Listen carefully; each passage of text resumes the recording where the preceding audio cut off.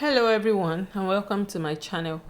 Today we are going to be covering this cake with butter cream, and we'll be needing our scraper, our cake comb, a turntable, the cake itself, and of course the cake board. We'll also be needing the well rod and the buttercream.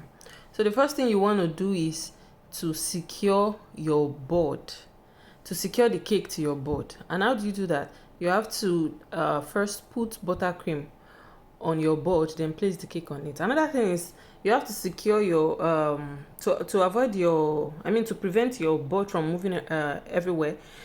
You can use a tissue paper or a kitchen towel, place it on your turntable, then place the board on it. That way you would be free from having the cake board move around on the turntable. Right, you see what I'm talking about? I didn't use it here, I totally forgot.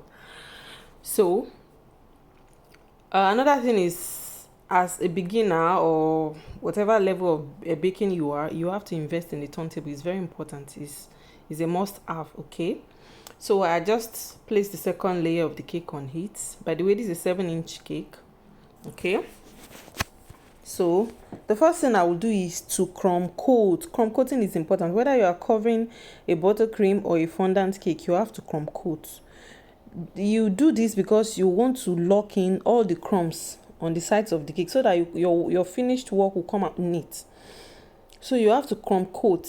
You have to put a thin layer of your buttercream around the cake first, then secure the buttercream around the cake so that it covers all the crumbs. So like I said, we'll be needing dowel rod. Although this is just a 2-layer cake, but I just love to secure with dowel rod so that one layer is not moving to sideways while the other is there sitting on the board. It would be secure, and I'll be sure that my customer will not call me that the cake has shifted on their way before it was delivered, you know.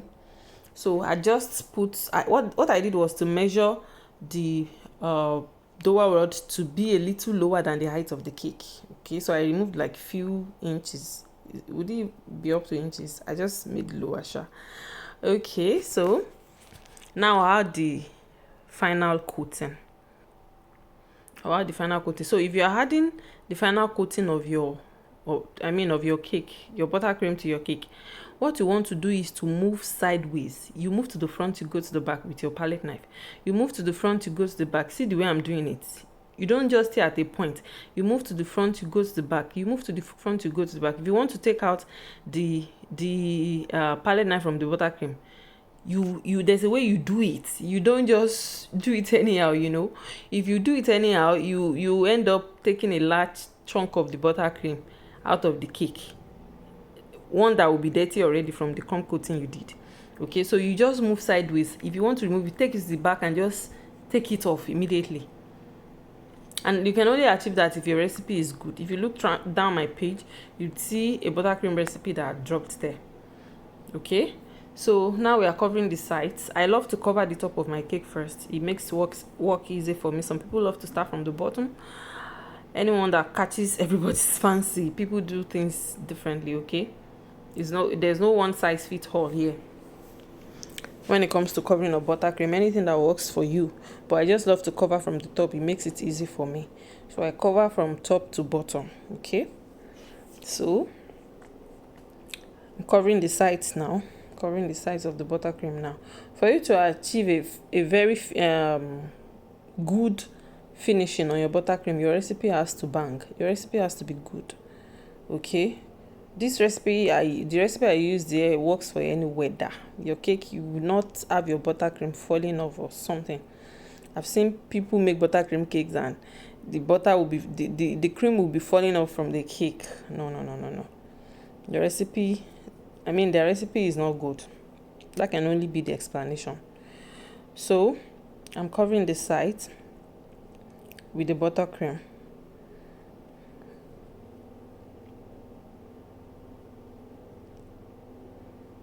Okay, carefully fill up places that still needs to be filled up with buttercream with your palette knife.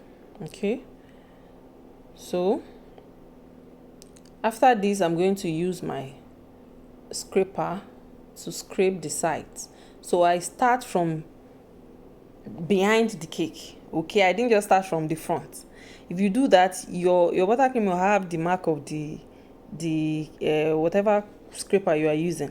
You start from behind and you move. You start from behind and you move.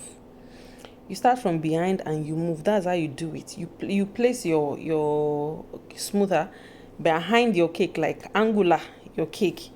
It's not by the side. You put it behind. I don't know mathematics. I don't know what they call it, but you just start from behind. Okay, you see the way I'm doing it here. So you move it, you fill up the side. The reason why I won't dwell too much on scraping this cake neatly is because I would use a cake comb on it, which will cover all the sides, But if I would not do that, if I won't be doing that, I would finish this and it would look almost like a fondant cake from afar. That's because I have a very good recipe, and you can get that recipe on this page. Okay, so I'm trying to fill up the sides. Then I would scrape again.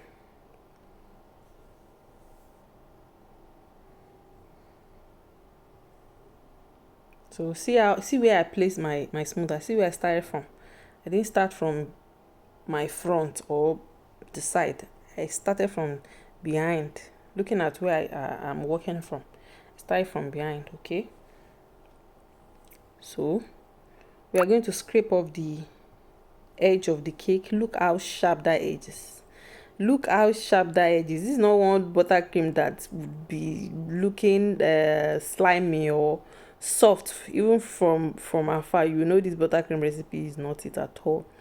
Look at how the edges, and that's just because this I've not done. I didn't do too much. I didn't do too much here. So I'm using this stainless cake comb to design the sides. Look at that. I got it at once. The camera is not doing justice. It's a little blurry here. It came out at once. It was sharp at once.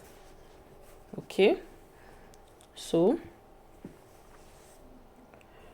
that's it. Whatever cake comb you are using, just start from behind as well. Okay, look at it. It was very neat. It was very, very neat. You see that? Okay, so I understand that some people dip their cake comb or smoother into water. I've done that before too, and it works. It gives that shiny and greasy finishing.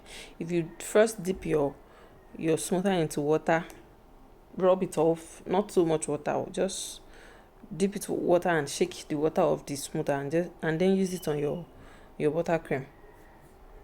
It works too. Okay, so I'm going to be putting my buttercream into my piping bag. This is one trick I use. I put the piping bag in a cup, then put the buttercream inside it so that the buttercream is not everywhere on the piping bag. So I'm going to start from here. Sorry, it's not very clear. Okay, so I'll pipe the tip of the cake, pipe, and I will do so for the border of the cake too. Okay, here you have to hold your hand straight.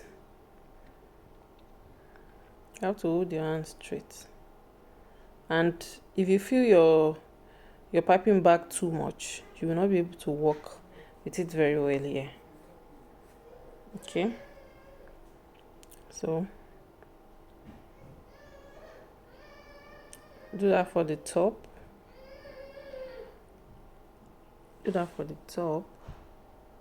And then move to the border of the cake. So I've just piped on the edge of the cake and its border. So I'm trying to clean up my board here. You saw I cleaned the buttercream off the board the other time. I used my scraper to do that, and it works perfectly. So here I'm trying to design the cake. This is just a basic cake, nothing too much. It was even supposed to be in one layer, but I decided to make it two because the owner of the cake is a returning customer. So I did some other things on the cake off camera. I didn't know I was not recording. So I will show you the finished look of the cake soon. But our cake came out so beautiful, so beautiful. So let's see the finished look. Yeah, this is it after I had taken its picture, and our client loved our cake so much. So thank you for watching. See you in the next one. Bye.